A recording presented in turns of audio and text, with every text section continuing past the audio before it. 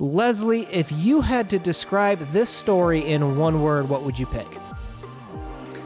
Confined. One thing for sure is I kind of felt like Dory from Finding Nemo. Like, people were just popping in and out, and we're in this corridor and lost and constantly kind of forgetting what we were doing. Like, it was a weird experience. It was definitely a little confusing, but once I got in a little bit, I decided I knew what I thought the theme of this story was, and then it made perfect sense. All right, welcome to the CodeX Cantina, where I am Una.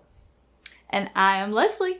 If you are new to the Codex Cantina, we tackle some of the most important literature that has influenced even today's writers. If you're down for a conversational approach to literature, hit that subscribe button to join us. And if you're a fan of the Codex Cantina like I am, you are aware they always start with the publication information. In Search of a Dignity by Clarice Lispector was first published in 1974 and was the first story in the collection, Where Were You at Night? The copy we read was translated by Katrina Dodson. And I saw a really good video from Katrina Dodson. For people that know, when we talk about Clarice here, we know that she's kind of got a different interpretation. Everybody who reads it has a different thing to say of what the story meant, and that's okay. It's like jazz, where each performer has their own take on things. But the translator was talking about Clarice as one of those writers where you could almost reinterpret it every couple of decades, because in the same way that our technology and radio frequencies get updated and we have to change our antennas and stuff, same thing with literature and how we translate it and what it means to us. And I'll leave a link down below where she talks about that a little bit. But I thought that was very poignant when it comes to why do people say so many different things about Clarice? What I love is what Clarice says about herself. She always felt that her writing was very clear and was not opaque at all. And I just find it interesting, like you said, having, the possibility of it being retranslated every couple of years just opens the door of different interpretations and explorations by the reader. I think that helps. Right. And to her, maybe some things were more clear about why she chose sleeping pills, because she did have, an addiction and even a major traumatic event in 1966 with sleeping pills. This was written in 74. In the 70s, there was obviously a big deal with Gusmao and the expansion of Brazil's international agenda. I'll put some links down below.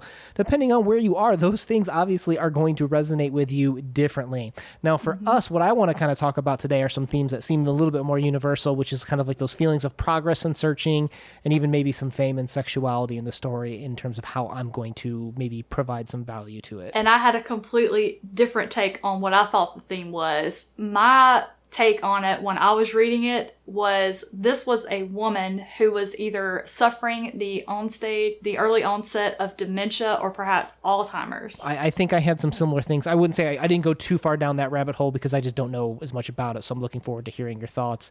Let's do a quick plot recap and then we'll jump into some of the discussion and analysis. So for plot, I really like actually the summary from this New Yorker article that I read. It's beautiful. In the late story, In Search of Dignity, 1974, a woman becomes lost first in the endless corridors of the Maracanã Stadium and later in the suddenly unrecognizable streets of Rio. That's it. And that's, in terms of what happens, that is a pretty good generalization as to what happens. Yes, she meets some friends and gets sent home. Yes, she travels in a taxi. But in the grand scheme of things, we're dealing with a woman that is lost in a couple different places, and we're going to have to assign some value to that. Yeah. So for analysis, the opening on this, I was completely lost. Right? I don't know how you felt, but it was like paragraph 6 before we finally got the, quote, where could the classroom for the first session be? Because that's where she would find the people she'd planned to meet. And I'm like, gosh, that sounds like it should have been the first sentence of the story. Well, see, when I started reading it, I thought she was having a dream or perhaps a nightmare where she was lost. I mean, I know I've had dreams before where I was lost and how upset that I was by it. And it was like when she was talking about like, how did she even get in there? And then it was like, there was this entrance made especially for her and she didn't realize it until she was already in there. And I'm like, is this a dream? Yeah, no, absolutely. And self-admittedly, we have quotes like where it says, Senora Xavier was very inattentive. And I'm like, okay, so is she going to be admitting information? And in that same quote, it says, so then the meeting wasn't at Marcania at all. It was just nearby. Yet that little destiny of hers had wanted her to be lost in the labyrinth. And that's where we get that idea of her being in this labyrinth trying to escape in the beginning, right? Yeah, and especially when it said the wording of, her destiny. And I think I'm going to die on this hill that she was suffering dementia or Alzheimer's. I think she realized that her memory wasn't what it was and that she was having difficulty latching on to memories. And I feel like that's where she came up with that wording for that's where her destiny wanted her to be, in that labyrinth. Like, her destiny is to completely lose her mind and herself. Well, we know the narrator won't help us necessarily, because we had quotes later on where she's just like, why didn't I think of taking a taxi when she literally just took a taxi to get there? Like, so the funny thing about the taxi is the first taxi she got in, that guy was lost as a goose. He was just driving in circles, which kind of reawakened her fear of when she was lost in the Macarena Stadium. I mean, she was, again, is there an exit? Am I just lost? Am I trapped here forever? And then the taxi guy was like, hey, I'm new here. I have no idea where I'm at. You need to get another taxi.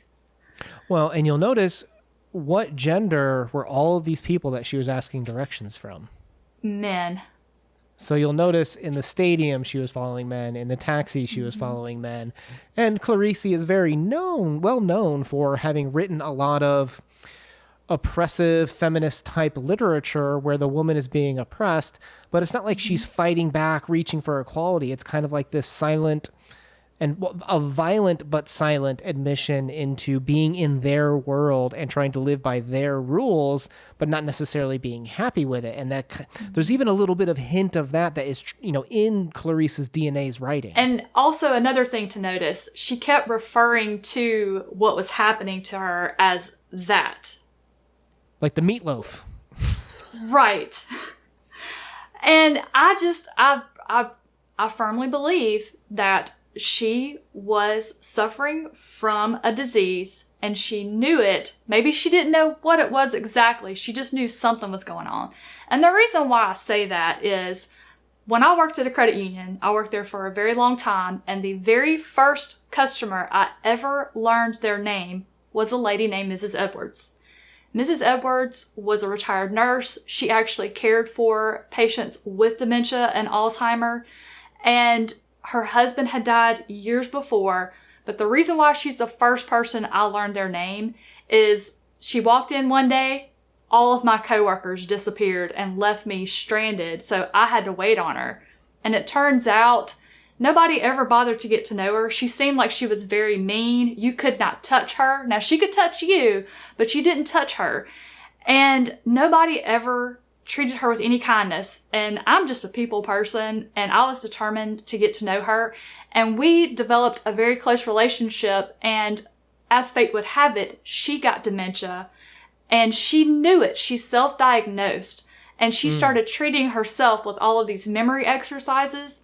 And one of the things that she did, just like Senora from the story, she went to the Eudora Welty Library every week on Wednesday to attend a lecture about history, just all sorts of subjects, because she knew that was something that would help keep her mind sharp. She wrote notes, and we just developed a very good rapport over the years, and I eventually set all her bills up on automatic pay because she would accidentally pay some twice and then not others. And, the day finally came where one day I just happened to look up and she's standing in the doorway of my office, and she said, I have no idea what your name is, but I know that I trust you. And it just, so knowing, everything that was happening in this story brought back a specific memory of Mrs. Edwards as she was progressing through that disease. I could see that, how you would write it as being in a labyrinth and not being able to get to the answers of knowing someone's name. but knowing where you ought to go and stuff, and even calling it that. I think some people, when they have, terrible diseases or things that they don't want to talk about, they'll kind of call it that or not call it by its name to kind of almost diminish its value in our lives as we talk about it too. So I can definitely see that angle. And one of the things that I took from this story particularly too was, Clarice always puts a lot of the meanings of her stories very early on, right? But it's always so cryptic to detect. And one of the ones that kind of rang true for me is this quote where she says, "Wasn't there an exit? Then she felt like she was in an elevator stuck between floors. Wasn't there an exit?" And this kind of brought out two things for me with this story. And one is the middle part, right? She felt like she was in an elevator stuck between floors. A lot of this story involves her being stuck somewhere in between goalposts, I guess, in a sense, whether she's stuck in a labyrinth, whether she's being hauled around by a taxi, whether, she's looking forward to the climax of this book, but she hasn't read it. You're constantly stuck in the story between things. But also you'll notice even literally in the text, wasn't there an exit? The last sentence, wasn't there an exit? She's sandwiching some of this meaning in between two things too. So even the story very literally is having someone stuck in the middle, an elevator stuck between floors in the writing. And it does this several times. I'll put some of the other examples up on the screen here, but it's very clear that this woman is in a transition state, if you will. I think she felt trapped. That was almost, when you asked me to describe it in one word, I almost went with trapped.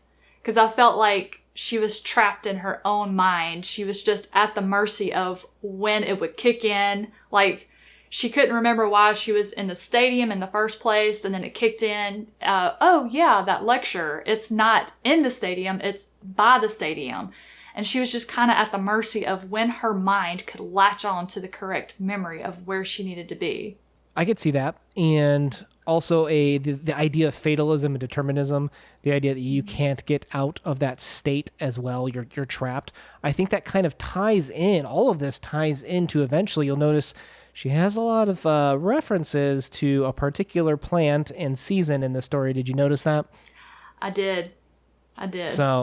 So for readers out there, let's walk through this a little bit. Very late in her life, Clarice became much more spiritual. It started out, atheist isn't the right word, but I've used that word before because it's the closest to get to it. But she was always searching for God. And if you've read her biography by Benjamin Moser, you'll see that it was a journey for her, and it wasn't necessarily a straight line. There's ups and valleys and peaks and hills and stuff like that on this journey. But this is later in her life where she was much closer to saying that she believed and could prove that there was a God in her life, right? And in the story, we have a quote, "From the outside, she saw in the mirror, she was a dried up thing like a dried fig. But on the inside, she wasn't shriveled." So a very famous passage is when Jesus came to curse this fig tree in Mark. It's also in Matthew. But we have, "The next day, as they were leaving Bethany, Jesus was hungry. Seeing in the distance a fig tree in leaf, he went to find out if it had any fruit. When he reached it, he found nothing but leaves, because it was not the season for figs. Then he said to the tree, 'May no one ever eat fruit from you again.' And his disciples heard him say it." And this, I think, is one of those stories that I think a lot of people, when they're reading the Bible, are like, "What? Like, why are we cursing a fig tree not in season?" It's like, what? It's not apparent, right? I wouldn't say it makes no sense. I would say it's not apparent, right? Yeah, there's always a lesson to be learned. Yeah, and I think that's kind of a way a lot of the Bible is structured too, is for you to uncover some of the truth in the same way that we're uncovering truths with this Clarice story as well.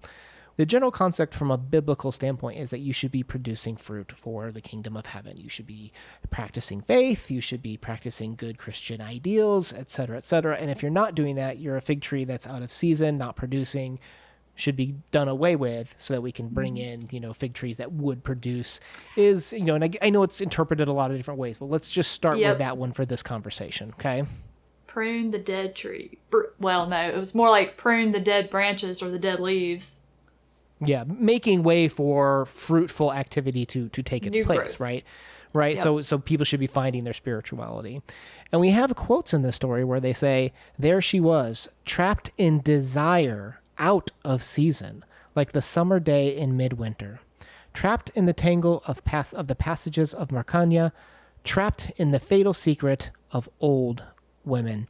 And I think this is where, okay, so we've made that jump to say that this is kind of like a parable from that story of what are you producing? When are you in a season? When are you out of season is kind of where we need to take this.